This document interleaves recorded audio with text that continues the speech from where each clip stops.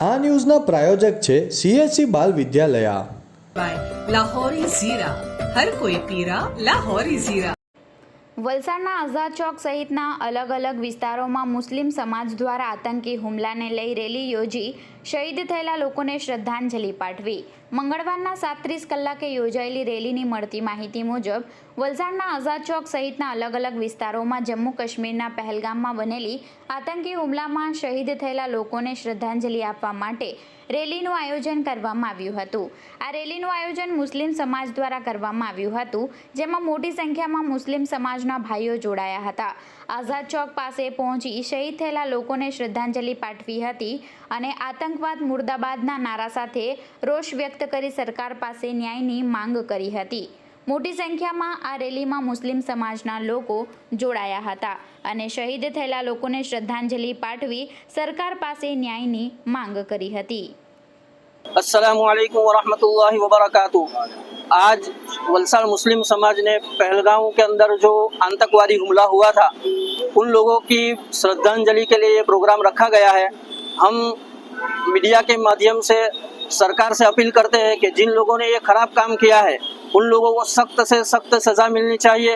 हम इस हमले की, आतंकवादी हमले की पुरजोर मजम्मत करते हैं और ऐसे मामले के अंदर हम सरकार के साथ है, पूरी हिंदुस्तान की जनता के साथ है। हम कुरान करीम में हमको बतलाया गया है कि किसी ने अगर एक नफ्स का भी अगर नाहक कत्ल किया तो उसने पूरी इंसानियत का कत्ल किया। इसका मतलब कुरान भी हमको ये तालीम देता है कि हम किसी को नाहक कत्ल नहीं कर सकते।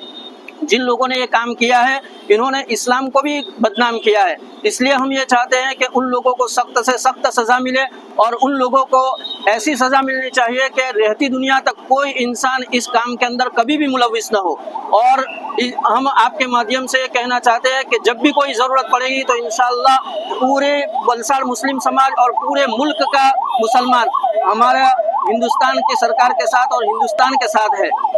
जय हिंद, जय भारत। જઘન્ય કૃત્ય કરવામાં આવે આતંકવાદી દ્વારા, એટલે કે વલસાડ શહેરના મુસ્લિમ સમાજ એકજૂથ થઈ સરકારની પડખે છે અને ગુનેગારોને સખતમાં સખત નસીબ થાય એના માટે અને જો જેઓ મૃત્યુ પામ્યા છે આતંકવાદી હુમલામાં, એમને હૃદયપૂર્વક શ્રદ્ધાંજલિ આપી છે।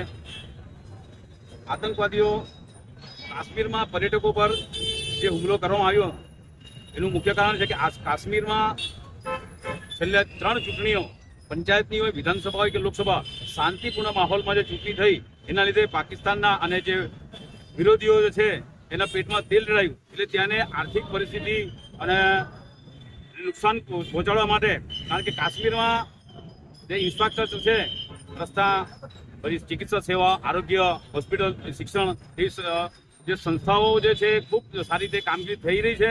ત્યાં શાંતિ, અમન અને ચેન, શાંતિ અને ભાઈચારો છે। એ ભાઈચારા હિન્દુસ્તાનમાં કોમ વચ્ચે વહેમનસ ફેલાવવા માટે આતંકવાદીઓ જે કૃત્ય કરવામાં આવ્યું છે, પરંતુ હિન્દુસ્તાનની પ્રજા સમજી ચૂકી છે કે હિન્દુ મુસ્લિમ તમામ ભાઈઓ એકજૂથ થઈને આતંકવાદ સામે લડવા માટે તૈયાર છે અને સરકાર આ જે કંઈ ગુનેગારો છે અને જે ષડયંત્રકારો છે એની સામે સખતમાં સખત નસીહત થાય એવા પગલાં ભરે।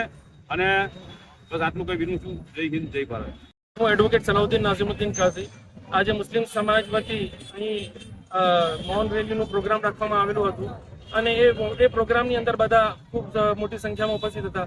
મારું એક ખાસ નિવેદન છે અને મારી એક ખાસ મતલબમાં નોંધ જે લેવા માટે કહું છું કે આજે દેશની અંદર જે ભાઈચારો અને એકતા છે તે એકતા અને ભાઈચારો બની રહે, તથા હું ભૂતકાળના અંદર સમયગાળામાં જવા માંગુ છું કે જે રીતે દેશની અંદર જ્યારે દેશને બલિદાનની જરૂરત પડી ત્યારે મુસ્લિમ સમાજના ઉલમાએ કિરામ હોય કે અગ્રણી હોય કે ભાઈઓ હોય, તે બધાએ ફાંસીઓ પણ ચડ્યા છે અને શહીદી પણ લીધી છે।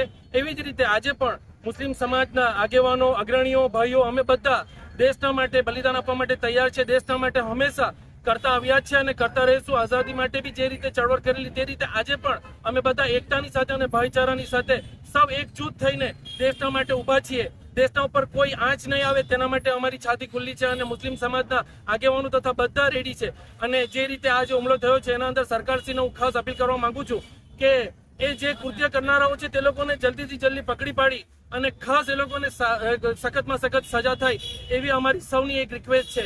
તથા હું એમ કહેવા માંગુ છું કે જે રીતે ભાઈચારો બનેલો છે તે ભાઈચારો હંમેશા બનેલો રહે અને ભાઈચારાની સાથે સૌને આપણે દેશનો કેવી રીતના વિકાસ થાય તેના ઉપર આપણે વધારે ચાલવાનું છે. અને આ જે કૃત્ય થયું છે તેનાથી આપણે સૌએ એકજૂથ થઈને રહીશું તો આપણા અંદર આ એકતાના માધ્યમથી કરવા વાળાઓને પણ ખબર પડશે કે આ લોકો તો એક છે, તો એ રીતે આપણા દેશની અંદર એકતા બનેલી રહેશે.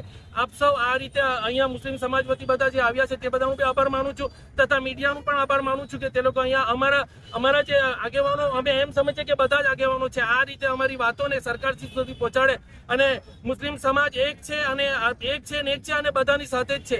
આ રીતે હું મારી વાતને પૂર્ણ કરું છું. જય હિન્દ.